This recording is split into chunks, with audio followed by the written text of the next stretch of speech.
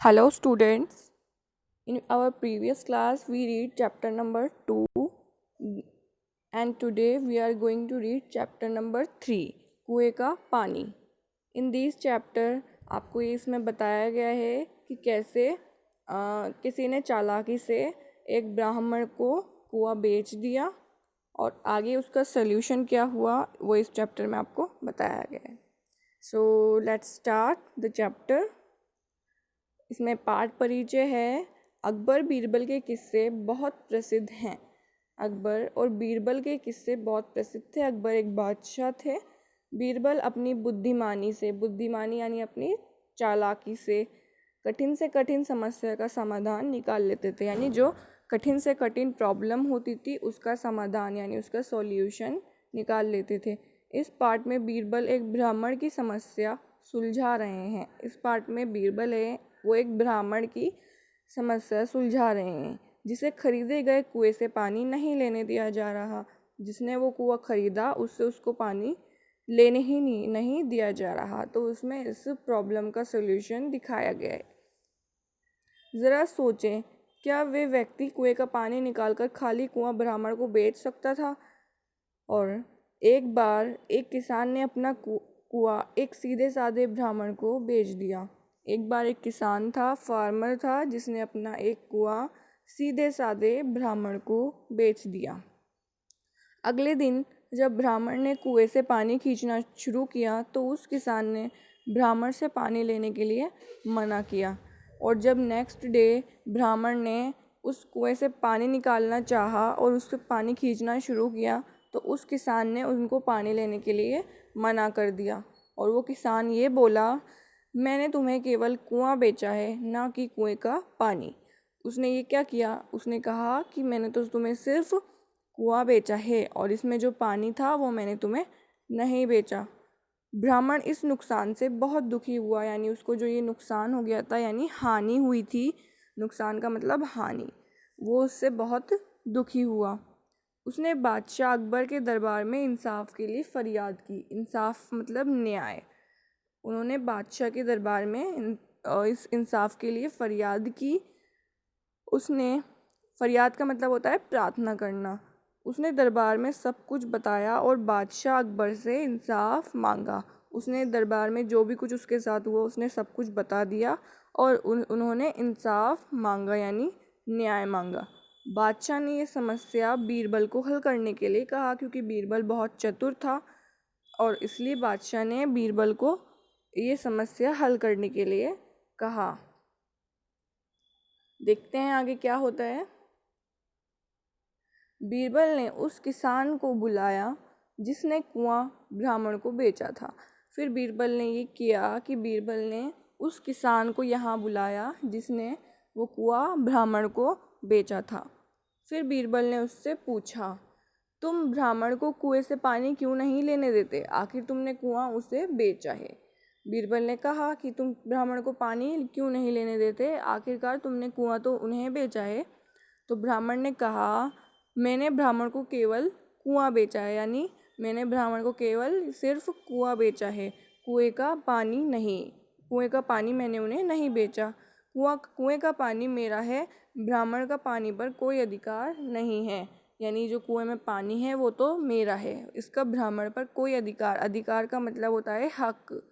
कोई हक नहीं है. बीरबल उस किसान की चालाकी समझ गए. बीरबल थे जो उन्होंने उस किसान की चालाकी को समझ लिया. वे मुस्कुराए और बोले. उन्होंने मुस्कुराया यानी हंसे और बोले, बहुत खूब, क्योंकि तुमने कुआं ब्राह्मण को बेच दिया है तो तुम कहते हो कि पानी तुम्हारा है.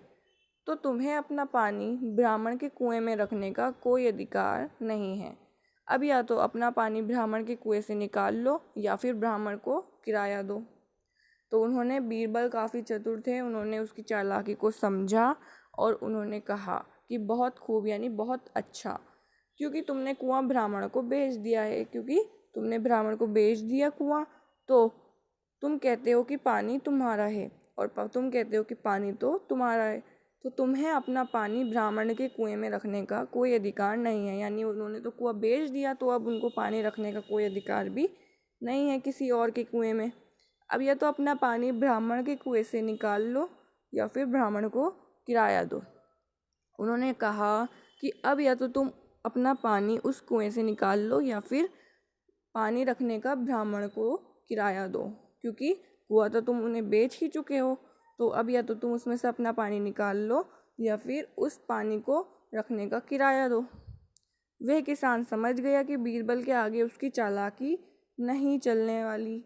वो किसान समझ गया था कि बीरबल के आगे उसकी चालाकी नहीं चलेगी। उसने बीरबल से क्षमा मांगी, उसने बीरबल से माफ़ी मांगी और अपनी गलती स्वीकार की। यानी वो अपनी गलती मानने लगा। यानी उसने पहले बीरबल से माफ़ी मांगी और फिर उसने अपनी गलती को स्वीकार किया, यानी अपनी गलती मानी। ब्राह्मण ने बीरबल को हार्दिक धन्यवाद दिया। हार्दिक का मतलब दिल से, धन्यवाद यानी शुक्रिया। तो ब्राह्मण ने बीरबल को दिल से धन्यवाद दिया।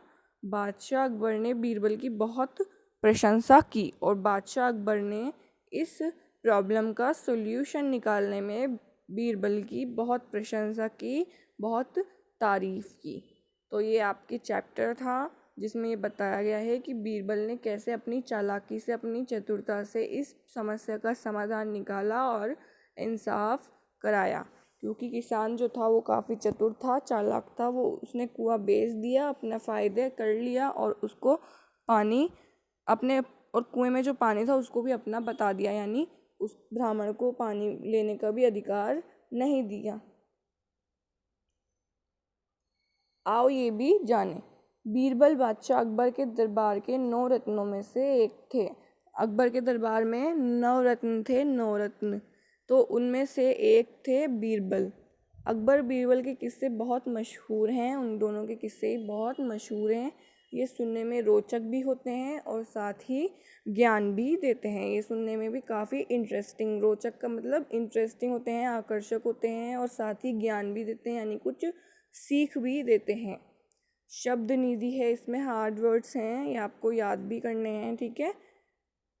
नुकसान, नुकसान का मतलब मैंने बताया था हानि, लॉस। इंसाफ का मतलब न्याय यानी जस्टिस। फरियाद का मतलब होता है प्रार्थना करना यानी रिक्वेस्ट करना। समस्या का मतलब है परेशानी यानी कि प्रॉब्लम। हल करना का मतलब होता है सुलझाना किसी भी चीज़ को, तो उसको कहेंगे हम इंग्लिश में सॉल्व करना। अधिकार का मतलब होता है हक, अथॉरिटी। हार्दिक का मतलब है दिल से, हार्टफेल्ट। प्रशंसा का मतलब होता है तारीफ करना, प्रेज। समाधान का मतलब होता है हल निकालना, इट मीन्स सॉल्यूशन निकालना किसी भी प्रॉब्लम का। तो आपको ये जो शब्दार्थ हैं इसके ये याद करने हैं और साथ ही साथ इसको चैप्टर को केयरफुली रीड करना है और इसको समझना है। अब जब हमारी नेक्स्ट क्लास होगी हम उसमें इसके क्वेश्चन आंसर्स राइट डाउन करेंगे, लिखेंगे क्वेश्चन आंसर्स, ठीक है। Okay, take care, have a nice day.